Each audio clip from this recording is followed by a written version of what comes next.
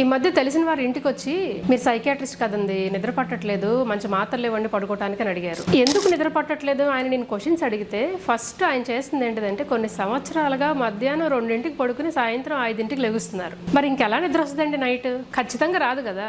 A మనిషికైనా 6 to 8 hours అనేది మంచి నిద్ర ఉండటం అనేది చాలా అవసరం. కానీ అది నైట్ టైం ఉండటం అనేది శరీరానికి హార్మోన్స్ కానీ గ్రోత్ కానీ ఫంక్షనింగ్ కానీ ఇమ్యూన్ సిస్టమ్ బిల్డప్ అవడానికి కానీ నైట్ టైం నిద్రే చాలా ఇంపార్టెంట్. మరి పగలు పడుకుంటే నైట్ నిద్రపోవడానికి మాత్రం ఆడాల్సిన అవసరం ఏంటి?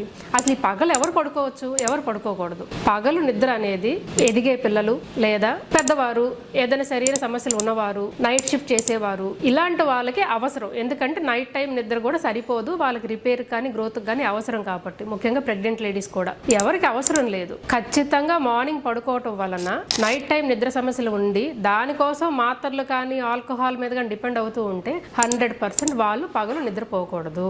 వర్కింగ్ పీపుల్ కొంతమంది మార్నింగ్ నుంచి సాయంత్రం వరకు బాగా పనిచేయడం వల్ల ఈవినింగ్ అయ్యేసరికి కాన్సన్ట్రేషన్ ఉండట్లేదని కూడా చెప్తుంటారు. ఒక్కొక్కసారి ఒక 20-30 minutes స్నాప్ తీసుకుంటే ఈవినింగ్ రిఫ్రెషింగ్ గా ఉండి బాగా వర్క్ చేస్తారు. That is also good. కానీ దాని వలన నైట్ టైం స్లీప్ డిస్టర్బెన్స్ పెరిగి లేదా బాగానే పడుకుంటున్నాను అనిపించినా సరే డీప్ స్లీప్ ఉండకుండా ఏదో మెలకుగా ఉన్నట్టు ఉన్నా సరే ఖచ్చితంగా ఆఫ్టర్నూన్ స్లీప్ అనేది అవాయిడ్ చేయాలి. ఒకవేళ నిద్రపోవాలి అన్నా మినిమం 20 to 30 minutes మాత్రమే. 1 PM to 3 PM మధ్యలోనే, దట్టు బాగా వెళ్ళి చీకట్లో నైట్ టైం బెడ్ మీద పడుకున్నట్టు కాకుండా లైట్ స్లీప్ గా ఉండేటట్టు మాత్రమే చూసుకోండి. ఇలా అయితే రాత్రి నిద్ర సమస్యలను బాగా ప్రివెంట్ చేయొచ్చు.